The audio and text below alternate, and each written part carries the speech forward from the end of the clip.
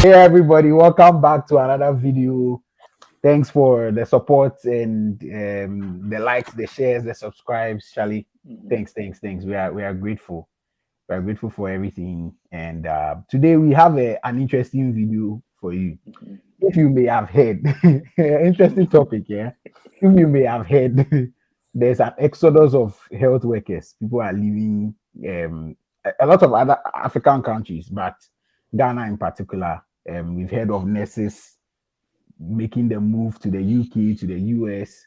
For Doctors are also greener making the pastures. for greener Charlie, green year view. So doctors are also making the move. And this week there was the US marching of doctors. We have a guest to explain all of that to us. But there's a process, they get marched to hospitals to do their residency and all of that. And this week it was released a lot of posts on social media, people celebrating and all of that. So we thought, why not take a dive into the exodus of health workers, particularly doctors? And we have today with us Dr. Stanley into I think, who is my childhood friend from Ghana. He said, come tell us your experience, tell us the process and everything, and let's dive a little bit deeper into how we can make the health system in Ghana better, even if people will move, so that it will improve the system for others who end up staying. Because we do need people to stay and to work, right? So Yeah. that's today's video. My name is Isaac. That's right. Right. Bodie. Mhm. Yeah, but then why? I mean, they know us already. I think No, yeah.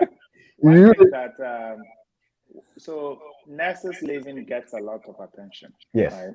But doctors leaving, especially to the U.S. system, where we know or we hear it's a very rigorous, system. It's Yeah. like, wow. I mean, is it even possible? So, Mhm. we're excited to have you, Doc, to take us through. Dog Yeah, dog. let's jump into some of the stuff we have uh, for Doc to address. Stanley, why So, why go ahead, right? All right, thank you, Gongsman. I'm happy to be here, and yeah, all let's right, get it let's started. jump into it. Okay, so what would you say is your overall assessment of Ghana's health system? Like we know there are issues, right? But from the perspective of someone who has been in there, right, what would you All right. say is the state of Ghana's healthcare system? Ah, the health system. Asemo. For you to say there's a system in place, Hi. There's no in system. it in itself is well, A big um, assumption. for the Ghana health system. I mean, having practiced in it for like 4 years, there are a lot of things that I would say, or a lot of like holes in the Mhm. whole system in quotes. That's if it's even a system in place. The main thing, my general assessment of this health system, when you are talking about a system, you're not just talking about the structures in place. You are talking about the resources, be it the equipment, human resource, and all that. So Policies. if we take a look at these three things, let's start with the policies. For example, when it comes to putting down policies, I think we are very good at that. So when you go into the Ghana health system or the Ministry of Health, they have very good policies. Mhm. They have it You mean written you mean down, on laid paper? down on Uh-huh. paper. The Okay. things are there, the policies are there, all the things that you are supposed to do, how Mhm. emergencies are supposed to be addressed, the workflow, everything is on paper. Organizational policies, who is the head, who is the subordinate, who is supposed to be in charge of this. All these things are in place and they are on paper. Mhm. Unfortunately for us, where we lack is when it comes to the equipment and then human resource. Okay. So Mm, for the equipment, and that's what frustrates most of us in the Ghana health system, where you don't have the requisite equipment to work with. It Mhm. becomes so frustrating to a point where basic things like gloves, we are talking oxygen tanks, we are talking um, basic things that you need to function uh, Mhm. as a health professional, be it a nurse or a doctor or an allied health professional, you don't have it. Let alone talk about the big things like MRI machines and CT scans. I mean, these things are lacking in the health system, and it makes your work very frustrating. It makes it very difficult every day navigating through these health systems. And then we have the human resource. When it comes to training professionals, I think that we do a good job at that. And this is even complemented by people training outside, doctors, not so much for the nurses. When it comes to the nurses, I think that we do a very, very, very great job. We have several nursing facilities, training facilities around, churning out nurses every year in and year out. Unfortunately for us, we are not able to employ all of them into the health system. Okay. And then in addition to this, the motivation is very low, especially among the youthful health professionals. And there are reasons to this. And so for the general assessments, we do well in one aspect in terms of the talking, and that's something that we see in every aspect of Ghana. When it comes to talking, we do very well. We have the men who can draft all these policies, but unfortunately, when it comes to the practice, we don't do as much, and that's the difference that you see for somebody who has seen both sides of the health systems. The difference is just the practice, and then prioritizing the health of citizens. Okay. So, what do you think? So, is the biggest motivation for people leaving? So, because from what you are saying, it seems like policies. It looks like okay. It's appreciably good, right? Yeah. On paper. Well, on paper, then, yes. And then there's the resources. There's training. And so let's look at resources, training, and motivation. Right. Okay. What do you think is the biggest factor in people? Well, by motivation, you mean people's pockets. what money for pocket? What do you think you are talking about? It's not just about finances, if I'm being honest. Okay. It's not just about finances, because even as a doctor in Ghana, you are comfortable to a point. You are okay. And if your partner is working, even as a single person, I think that you should be comfortable. You have the basic things. You have your car, you have a place that you are renting. You may not be able to build as early, but you have a place that you are renting. You are comfortable, go to work. You're able to afford some basic things. But motivation in terms of governance, in terms of things around you, the same problems that we've been experiencing since 2000, since the Fourth Republic, we are still experiencing the same problem. Since that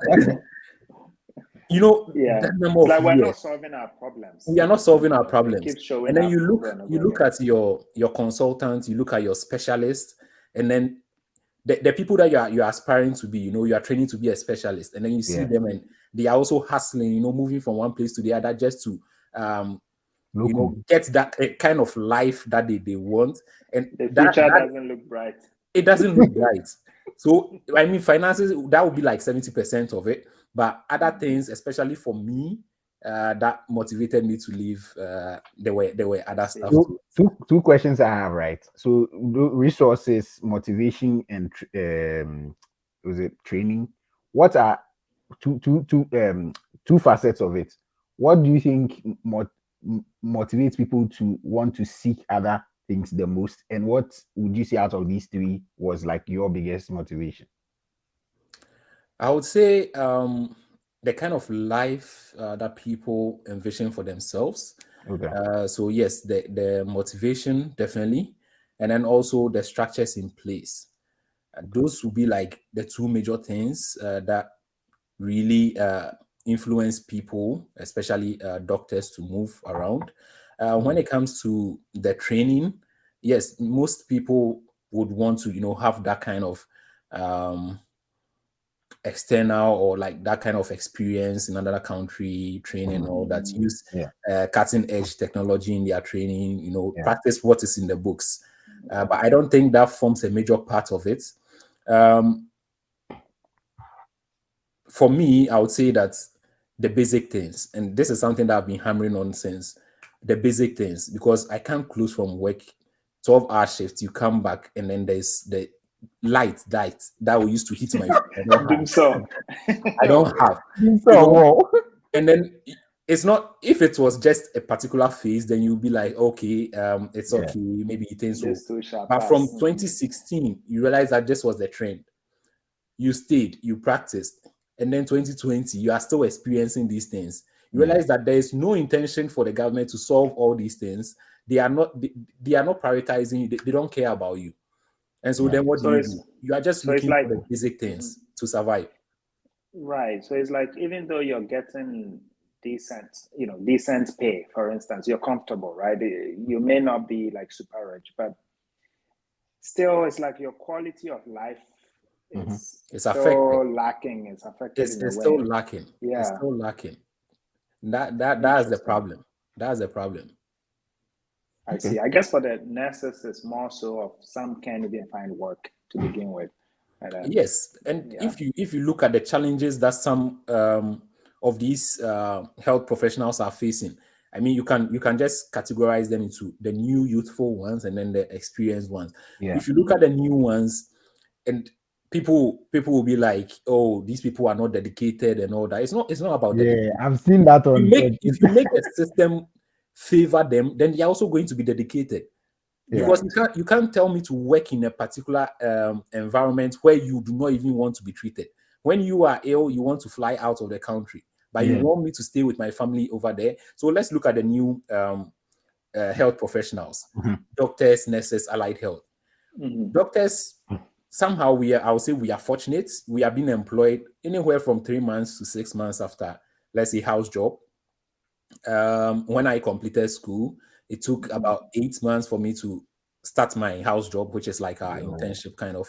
And then after that, 6 extra, it was 3 months to start practicing as a medical officer, which is relatively good. Some people were waiting for like 6 months before they get into the system. If you go into the nursing field, up until about a year, 2 years, some people are still staying at home. As of now, they are employing people that graduated in 2021, 2022. It check like green card in the process.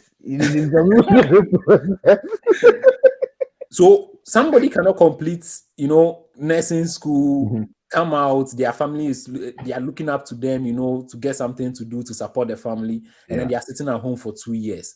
That same 2 years, that person can just use to write an exam and then fly out of the country, gain employment, and then start making some good money. So these are the things that we need to address. Also, payment of salaries. I can't start working and then you pay me 6 months afterwards. It doesn't make sense. Pharmacists were complaining recently.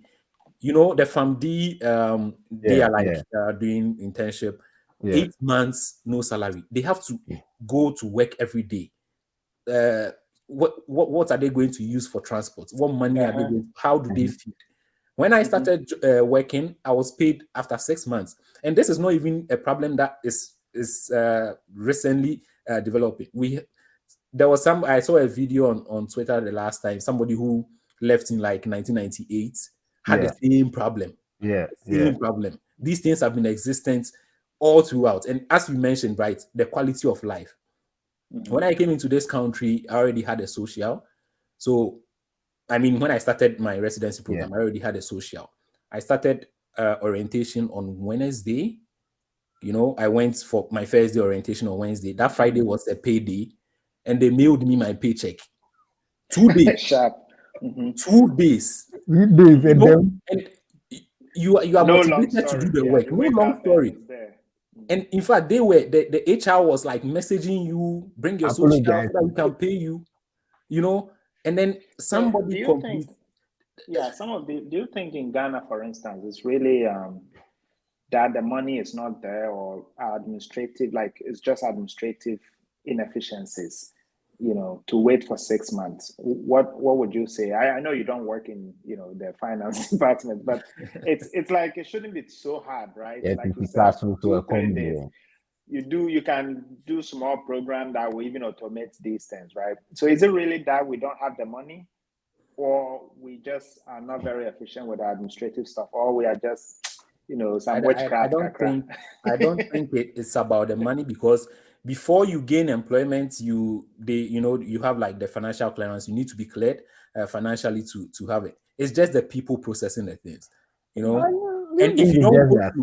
if you don't go to the controller, some people sit and then wait, or if you don't, oil the palms of some HRs, they are not going to push your documents forward. If you don't go to the CAGD, whatever, to pay some people over there, you are not going to get your money and all that. There are a whole lot of stories going on. It may be a whole multi factorial thing, but I think that majority of the time it's about our attitude towards and then inefficiencies. Interesting. I think sometimes to secure, to be honest with you, because inefficiency 8 months near Charlie. Anyway, let's go. Yeah.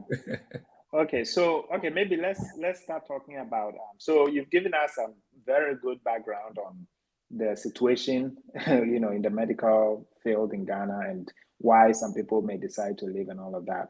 So for you in particular, maybe touch on the pathway. Like if let's say there is somebody learning to be a doctor, or they are already a doctor in Ghana right now, or somebody has a relative who is a doctor, and they are thinking about, well, maybe they would love to practice in America, but it sounds like this Charlie who thing, hey, America there, it's this is that.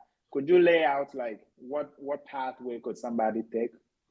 For instance, using your case as an example, and how complicated or otherwise the whole process is. And the cost.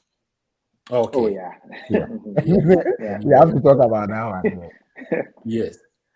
So for a medical doctor, you want to practice in the US, first and foremost, you should have graduated from medical school. You have your medical certificates. You should convince yourself as to why you want to do it, because it's a very tedious pathway. Quick question: when you say you should have your medical certificate, should you have gone through housemanship and all of that stuff? And no, I mean, no, so just after medical school, so you just have a certificate that shows that you've graduated from medical school. You don't necessarily have to finish the house job. Yeah. Okay. You should be motivated enough, because this is a pathway that most people tread, and then they just kind of drop out along the way, because it's aside the finances. You should be motivated. Otherwise, you may give up quite soon. So once you have motivated yourself, something should be pushing you, of course. So it's either Nanado is pushing you out. You should have that. And that is very, very important, because I'm talking about, because I've seen it a lot, started this process with people, and along the way you realize that a lot of them dropped out, because something really should be pushing you. But notwithstanding, you should be motivated. Yes, that's what I'm trying to say. The first thing you do is to apply for what we call the ECFMG ID. So this is the Educational Commission of Foreign Medical Graduates. It's a whole body in US that accredits or certifies medical professionals coming from who have been trained outside the US. Right. So this is, even if you're a US citizen and you trained in a medical school outside the US, you need to use this particular body. So this is a free service. You go to ECFMG website, and then you apply for. You just need a valid passport, and then the fact that you may have completed. And for this number, you don't necessarily have to complete medical school to get it. So even medical students at this time can apply for the number. So you go there, you enter your details, and then within 2 weeks, they send you what we call the ECFMG ID. So this is the ID that you are going to use to correspond to them, like for your exams and everything. Yeah. And then the next step after the ID is to kind of certify your identity. So what we call the notarization.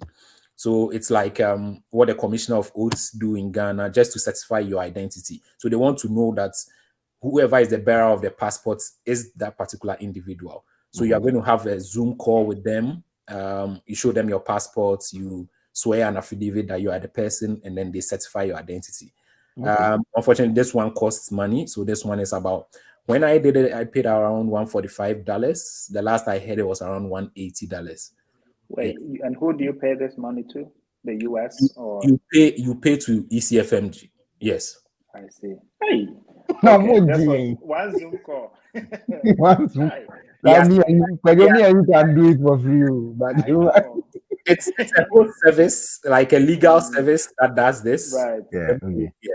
So you pay this, and then once this process is done, it doesn't take long. Depends on when you pay. If you pay, you can schedule the meeting within a week, or some people yeah, are able to do it within a day.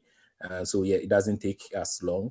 But the last I heard, there was a backlog because of this COVID and all that. Yeah. yeah, Right. okay, Mm, And then the next step is actually to register for the exam. So study for the exam, and then how many register. exams? So we have 3 exams. That's the step 1, step 2, and then step 3 exams. You need at least the step 1, step 2 to apply into a US residency program. Okay, So you don't necessarily have to complete the step 3, but you need a step 1, step 2. And in between the step 2 and then step 3, we have what we call, previously it was like clinical skill. There was an additional exam, but after COVID, during COVID, that was scraped off. And so now you need to certify like an occupational English exam. So okay, we take the OET at this time. That's the, okay, the requirements in place at this time. Yeah. I So see. for the step 1, step 2, um, you need to study for it. Their materials and all that. I'm not going to go into details with that, because Yeah. mhm, there are resources on YouTube that you can use for that. How much do they cost? For step 1, step 2 exam, each exam costs 1,125 USD at this time. yo, So when I was back in 2020, when I was writing this exam, the step 1, at that time the dollar in Ghana, it was like $6 or something. I remember Mm. taking I went to do some locum I somewhere, know got where this is going. first salary, and I paid about 6,500 for the exam, you Okay, know. And then But now they're Nanado came to power around that time. He decided to mismanage the economy. And then one exam was costing about 18,000 USD. And we are talking about, you need to wait for like 2 or 3 months of your salary just to take one exam. Charlie. Unfortunately. I see. So I know you talked about that's substantial amount of money. But overall, how how hard are these exams? Just like overall, so that if somebody is thinking 1,100, like When that, yeah, when try, let's just say feel for what so yeah, just your Oh, broad assessment. Of course, it depends on how much effort you put in, right? yeah, I know exactly. for Your some efforts, actuarial some exams, people are. people say like 300 hours per exam, right? The actuaries are here. 100 hours for every hour So, of exam. right. So for 3 hours, right? So could you give like a broad sense of how tough these exams are?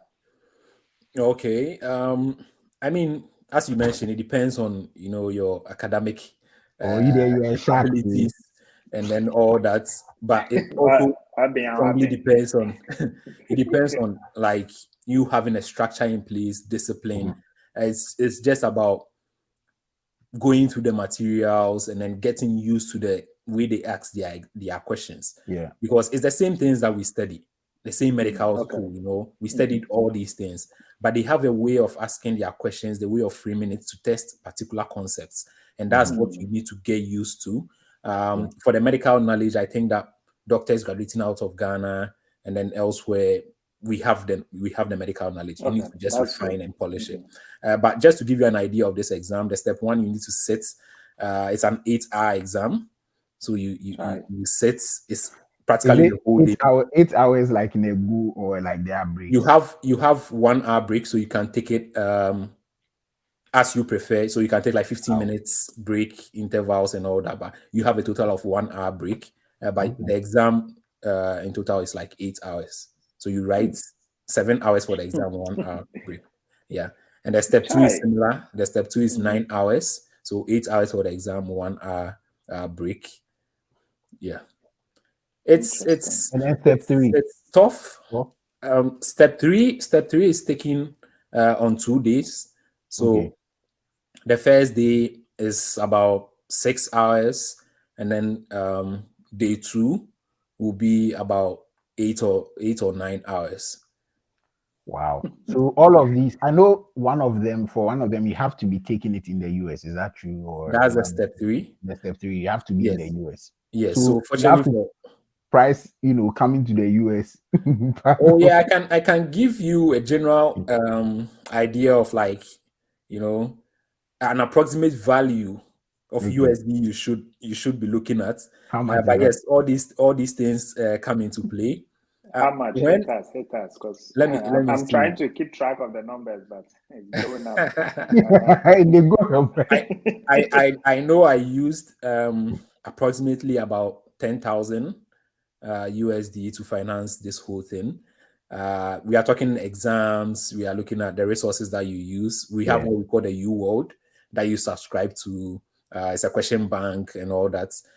We are talking about paying for all these three exams, Okay. flights, uh, hotels. Fortunately, I stayed at Isaac's place when I came to take my step three exam. But yeah, if you don't have anybody, hotels that you stay just to write the exam. And previously, it was even more than this Mm-hmm. because you had to travel to various states depending on where you got interviews Okay. to interview for a program and all that. But yeah, somebody starting now should generally be looking at that amount, Ten um, thousand. about I'm ten part of the thousand or success more. story. Yeah. Interesting.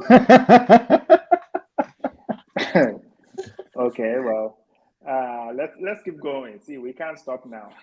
so, so, Yeah, so all if right. if if you are planning on going through this process, you should have a system in place. Either somebody is financing it, or you as a worker in Ghana, you are doing something extra. Depends on also your responsibilities, whether you have families, or you are single, just doing Yeah. locum around. So, okay. I have a question. So I know there's also like the matching process and like getting into a residency here, right? Yeah. Succinctly, like how does the process go? Like you can Okay. wrap up the pathway and then Well, go is into that another process. immediately after the exams, or if there are gaps, we can also fill those gaps so that Yes. it's a Okay. continuous process, right? Yeah. Okay. So after taking your step one, step two exams and passing, you then come and take the English language requirements I talked about. So currently is the OET. So you Okay. take that also, and then after successfully passing, you apply for what we call the ECFMG certificate. So this Okay. certificate is basically showing that you have qualified or you are now at par with a US trained graduates, medical graduates. So after getting this certification, you apply for residency spots. So the application usually opens between anywhere from June all the way to October. Okay. So June to like September, it's September, yeah, June to September. So during this period, you have the opportunity to research programs where you want to go, select programs, and then apply to them. And this also comes at a cost. Um, for each program, they have a whole list of the cost and all that. But just to give you an idea, if you apply, and most international medical graduates apply to over 100 places just to increase your chances of, getting Yo. a few interviews. So I have Yeah, hold on. friends, Let's hear what's coming. and colleagues who apply to 200, 250 places, and then the output or the outcome will be like 8 to 10 interviews out of that. Mhm. Yeah, but you need to be strategic about it.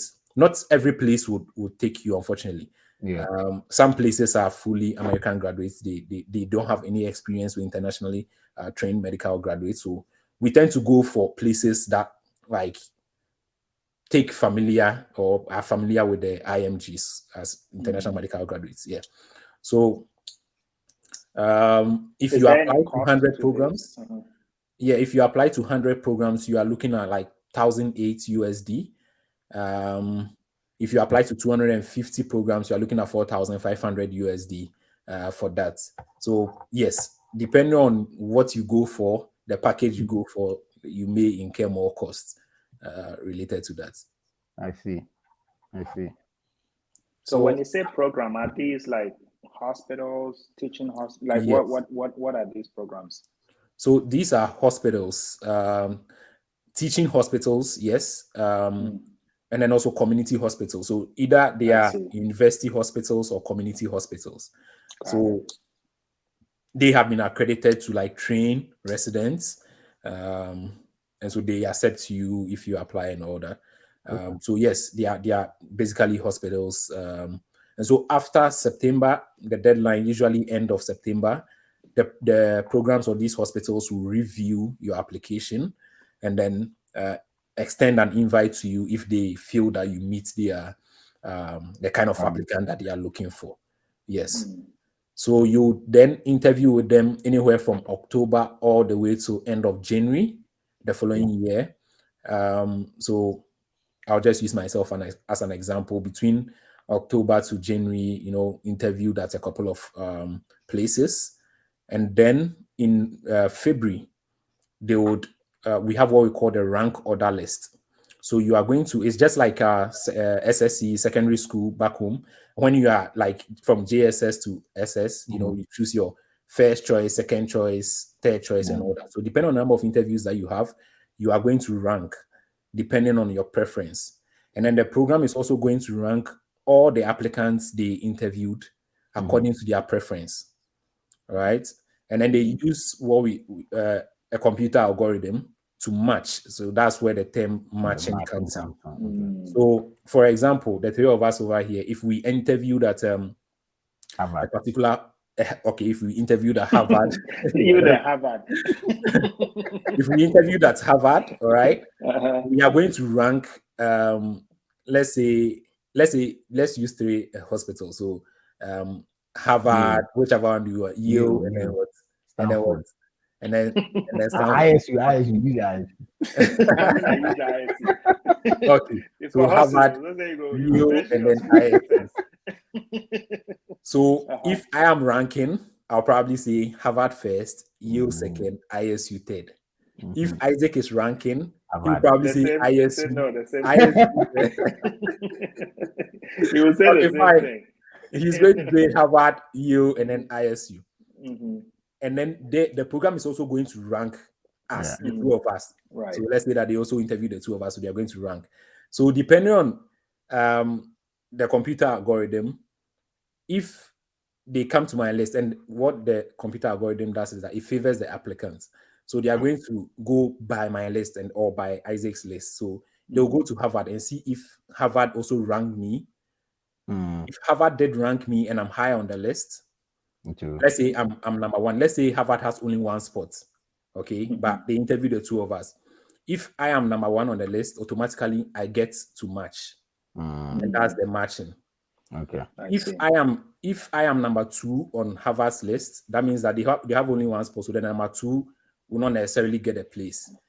But if they come on my list and I'm number one, I'm going to match.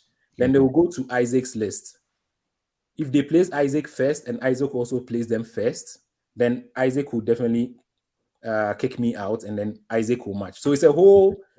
It's very confusing. Computer algorithm. That's the whole essence of it. And then you get a place. And the essence of this is to make sure that each applicant, or let me say, everybody gets one spot only. At first, there used to be like hoarding of spots where several programs were like, come to me, and people were not getting positions. So the whole essence of this is to make sure that everybody gets one. So even if you get 100 interviews, it's just one place that you're going to go to.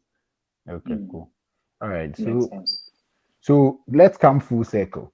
Something was chasing you, and right now you that thing was strong enough for you to go through this very rigorous process for you to come here and into a residency. What has your experience been so far? I know you said your pay came in 2 days, so that one I know you are happy about it. But but looking at policy again, resources, motivation, all the factors that you listed, like what would you say your assessment is, and suggest ways we can also improve the process back home, because obviously this process is rigorous, right? It takes a lot of money, time, and everything. Plus, we also need health workers, experience both experience new health workers and all of that to stay and to work. So how can we, based on what you've seen, improve the process back home to make it good for everybody? Okay. So one thing that I've realized over here is that, as we mentioned, they have the policies. We also have the policies. Okay. But then when it comes to the practice, they prioritize the health of their citizens. Okay. That's the difference. The basic things. They prioritize the health of their citizens. So let's say, just to give you an example, there is no way these Americans will sit here and then say that they have shortages of childhood vaccines, or they don't have medications for HIV patients. Yeah. There is no way. There is no way. So we need to, first and foremost, we as a country, we need to prioritize the health of our people. We Okay. need to invest in healthcare, and we are talking about budgets and everything. When the government of Ghana reads the budgets, you just take a look at the money for the health sector, and even this one is embezzled and mismanaged, and that is our problem. I have been here for just a few months, and I have seen homeless people, coming in and getting complex procedures within minutes. Hmm. Within minutes. So as for the living, you are going to live, but you will pay. But that's aside the point. The point, yeah. They prioritize the health. They are not going to cast you away because you do not have the money or anything of that sort. They make sure that the systems are in place to take care of you, so that at least you can also work and then pay back. So Yeah. that's something that I think that we should be doing. We should Okay. invest in our healthcare, and by investing in that, I'm talking about equipment. I'm talking about our children, investing in the health of our children, because you can't sit down and then see that our vaccines are finished. You can't just you just can't overlook some things, Ew. and then children It's will be it's dying and all crazy that. to think about It these is. things even It being is. possible, It, right? Like I what? don't even like How? it. Just doesn't make sense. So first and foremost, and it starts from the presidency. Somebody has to put their foot down and say that I'm investing in healthcare. And that will be the only way out, so that we can all benefit from this. We can all use the healthcare and not necessarily run out of the country just to receive healthcare when we are Yeah. sick. And that's the first thing that we need to do. Okay. The next thing, I think that, as I mentioned, with the training, we are doing well now. The Ghana College of Physicians and all that, they are making the process very seamless for the younger generation. So they are Okay. fast tracking, the training and all that, which is very commendable. And I think that's something that we should encourage going forward. But aside just fast tracking the process, the motivation also has to be there. We need Yeah. to be paying the health workers way earlier. 8 months is On just time. too much. If it's not even 1 month, 2 months, I think that's acceptable. I think that's something that people can do with. So, It's not acceptable, but we keep it It's like it's I mean, considering the current see, circumstances, unless the money is not there. If the money is there, the money is why? sometimes not. You see, look, the government goes broke a lot of the times. So you don't know, like the No, it's understandable. It's understandable, right? The money may not be there sometimes, but I feel like the but their pay inefficiencies comes. and Their pay. exactly, and it's like, oh, that's the norm. Yeah. It's Somehow accepted. everybody has to agree, and if I were Juma as a doctor, you have to you, find other ways to feed, Sorry. and before it's like it's not okay. We've been doing this since what 1998. You said, No, no, no, no. probably maybe way more than From that. earlier than that. before, because Probably more than that. yeah, Yeah. Okay. Interesting. Okay. Continue, Em- please. Employment. There are so many deficiencies. If you look at our healthcare worker to patient ratio, patient ratio. it's not acceptable at all per the WHO recommendations. There are so many loopholes that we need people to fill, but unfortunately, our leaders are frustrating the young health workers. People training in foreign countries, China, Ukraine, and all that, they come back and then they are being made to pay dollars. I'm talking about thousands of dollars, just to do some course and then write the exam. And then they frustrate these people so much that some of them look to, writing foreign exams and then leaving. And this is the problem. They are trained, yes, just like a foreign person is coming to the US has to be accredited. Of course, they need to also be accredited before they practice. But I think that the process now in place is just too rigorous for them. It frustrates them a lot, and then they end up losing the kind of motivation that they had before coming into the country. And then, or people may even bribe somebody to, which is not good. The thing is, even if there's a rigorous process, like you are saying, the US system is not an easy process. There's a rigorous process, but you know that there's a certain light at the end of the tunnel. You know that you are going to be paid on time. You know that the process itself is not frustrating, right? So okay, this is what I need to do. It's clear. It's clearly laid out. It is predictable. You don't have to interface with anybody and try to do more than the laid down procedures. Exactly. And so I don't have a problem with them saying, okay, pay $1,000 to take the exam. If the exam, the results are going to come, people are going to be matched or posted, and I'm going to start work, not living at home for 6 months, 8 months. Like it's just a mess. So yeah, it's the part that you can, and I like that you use the word like predictable, right? Yeah. Because that's what frustrates a lot of people, right? You expect that, okay, it's like something as simple as even applying for a passport, right? They tell you this is what you have. Don't get that started, right? So more often than not, it's like the unspoken Tally. The Goro boys, like all the anyways, I had one quick follow-up. So once you get the residency, right, are you expected to pay any money? What happens? Is there any, or at that point you are more or less working, and so like, do you start enjoying, or you still have to bleed small? I mean, once you get, so the residency is an employment offer, all right? So once you get the residency spots, you have been employed as a doctor in training. So depending on the length of your program, so mine is for 3 years. You are being trained as a specialist for 3 years, depending on the length. Some programs are 4 or 5 years, and you are being paid. Unfortunately, it's not as much, but it's decent. Yes, it's decent. Yeah. You're able to pay your rent. You're able to feed, and you have the basics of life. You have electricity. That particular one worries me a lot. Like the electricity, it worries me a lot. It worries me a lot because it was one night in the heat. I was like, nah. I have something else. Yes, God. So you are being paid. You are being paid. Not as much as when you complete, but you are being paid. So you don't pay anything. Rest assured, you have employment and all that. Yeah. So pata $15,000 there throughout the process with the whole application and everything. Yeah. And then from that point, you find the light at the end of the tunnel.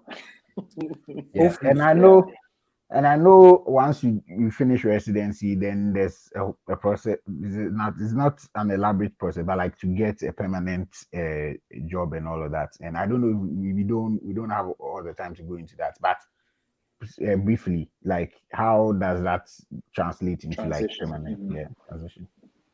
The jobs are available. Okay. In as much as people are signing contracts like end of second year, even before they enter third year of training. Okay. But definitely by third year, if you decide to work and not like go into what we call fellowship. Fellowship is like subspecialty training. Okay. Then you need to sign a contract very early, to get a good place and all that. But there are people who are signing contracts as early as end of second year. So the jobs are available.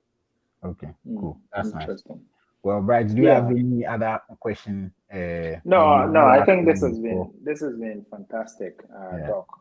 So, and I think as I was thinking in my head, the approach is you being that tenacious, right? Like, it's not easy. From everything you've said, I can think of like, you know, 1,000 ways to quit. You know, and then people be like, after all, the heat is not that bad. You know? It's not that this bad. too Yes. shall pass. Right? And then you come up with stories. Unfortunately, it's never passing. Exactly. So yeah, I think this is very good, and I like how you laid it out clearly, so that somebody can, okay, this is start to finish. You know, the financial requirements, the time requirements, and all of that. So this has been very, very impressive. Yeah. Thank you again. I think that the last last thing that before. I'll add, the last thing that I'll add is that there are people who, you know, started this process long ago and all that, and people are giving back to society. They are giving back to Ghana. Most of the times, people, they do a lot of missionaries. So I know a couple of groups that come to Ghana, you know, do free health screenings and all that. And then what also this process affords people is, you know, the finances for them to go back, set up hospitals and all that. Unfortunately, private hospitals, but we'll take it. That increases access to healthcare, and I think that's a good thing. So for people who are interested in this, just have the motivation, and then if you do enter the system, just look for ways of giving back. Some of us, we are here for the experience, gain the skills, and then go back to give to Ghana. Yes. See, we'll do another section on that because giving back. People keep saying we'll go back. But, oh, I'm going back after training. I'm going back after training. You don't have it. Your residency is 3 years, right? It's 3 years, and I have 2 more years, so I'm going back after the residency. I'm going back after training. All right. Yeah, this has been very impressive. Yeah. Thank you so much. Thank you for having me. Yeah. Awesome. Well, folks, there you have it. This is, one fantastic doctor who has gone through the process, hated the heat enough that, you know, he saw America as the dream, and he has laid it out all in front of us. So please, you know, share this video to your friends, even your enemies who may be doctors, because you don't know, once you are sick, they bring you in. It doesn't matter, okay? To your family, share it with anybody that you think may be interested in this. And keep watching Gongsman TV. We have more interesting stuff, interviews with other people as well, other professionals and their stories and everything. So, so thanks don't forget everybody. to like, share, and subscribe if you haven't. We see that people are watching and not subscribing. That ain't not good. You're not fine at all. All right. Thank you so much. Thank you. Yeah. Bye. Bye. Bye. Yeah.